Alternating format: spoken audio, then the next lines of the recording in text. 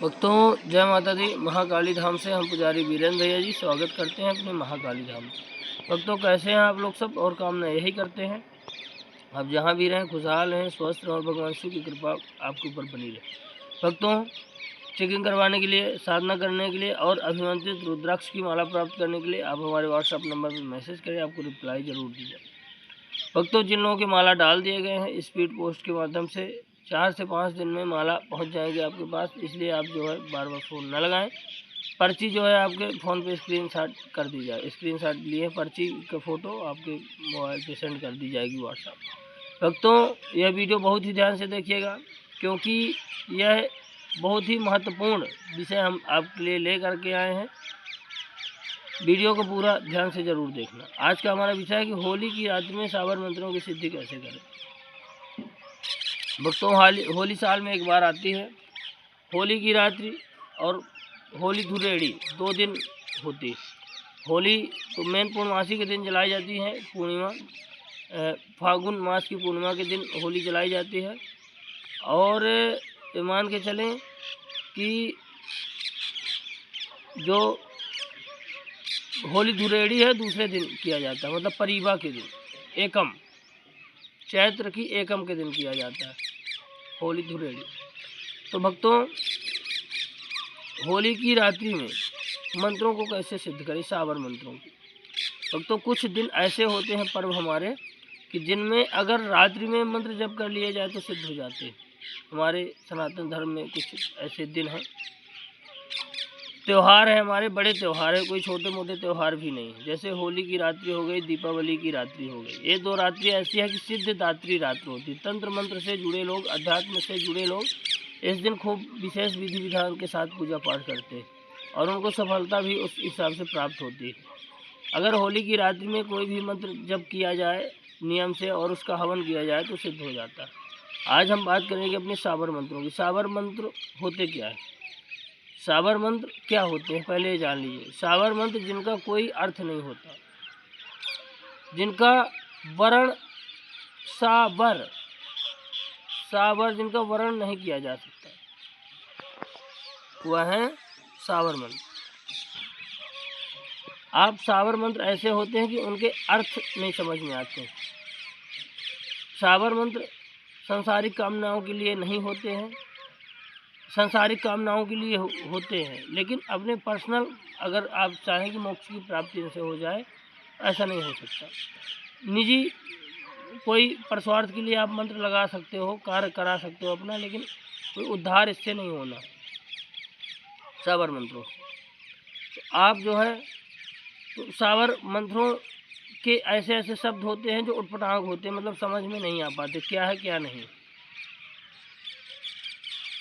तो इसीलिए जो है तो सावर मंत्रों की रचना गुरु मच्छंदर नाथ ने किया। उनको अपने यहाँ पे प्रचार प्रसार पूरे भारत विश्व में प्रचार प्रसार उनके शिष्य श्री गुरु गोरखनाथ जी ने किया।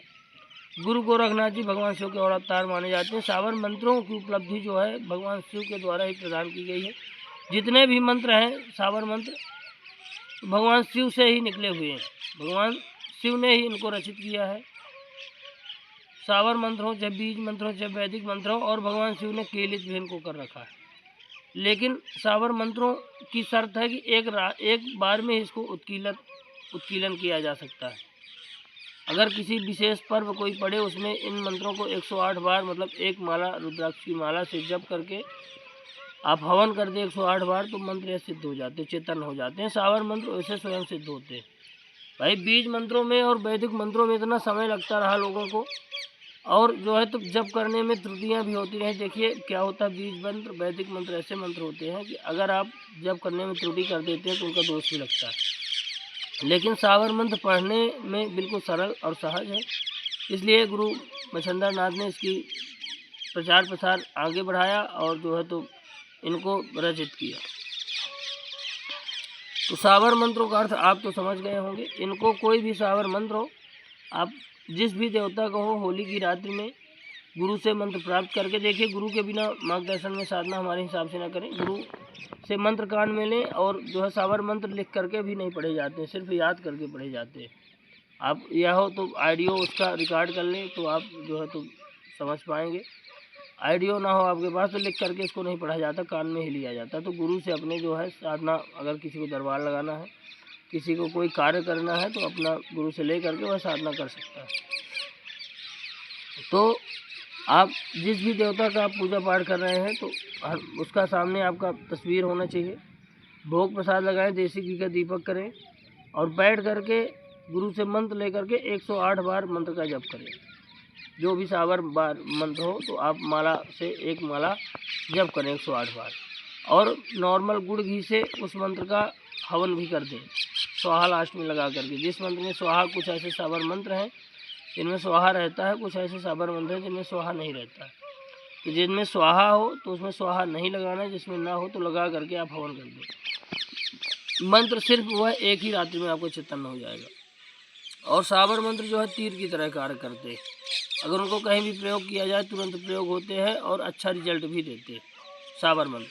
अगर आपको दरबार लगाना है या कि कोई चौकी लगाते हैं आप, किसी के प्रेत काटना है, कोई भी काम करना है, तो आप साबर मंत्र जरूर सिद्ध कर लें। साबर मंत्र सिद्ध हो जाते हैं तो बहुत अच्छा काम करते हैं। सवारी वगैरह भी बुलाने के लिए, कोई कार्य करने के लिए, किसी का सर दर्द ठीक करने के लिए, किसी का पेट दर्द ठीक करने के लिए, किसी की पीलिया ठीक करने के लिए, तमाम लोग साबर मंत्रों का ही उपयोग करते हैं। तो भक्तों, आप साबर मंत्रों को सिर्फ होली की एक रात में सिद्ध कर सकते हैं। ग्रहण काल में भी सिद्ध किए जा सकते हैं, दशहरे की रात्रि में, जन्माष्टमी की रात में और होली की रात में, दीपावली की रात में। अधिकतर दो ही जो है सिद्धि रात्रि होती है, एक तो होली हो गई, एक दीपावली। और ग्रहण काल में भी तो कोई भी बीज मंत्र चाहे आप सिद्ध कर लो, चाहे आप वैदिक मंत्र सिद्ध कर लो, कुछ भी सिद्ध कर लो, सिद्ध हो जाता है। ग्रहण काल में जितना जप कर लेंगे उतने में सिद्ध हो जाएगा।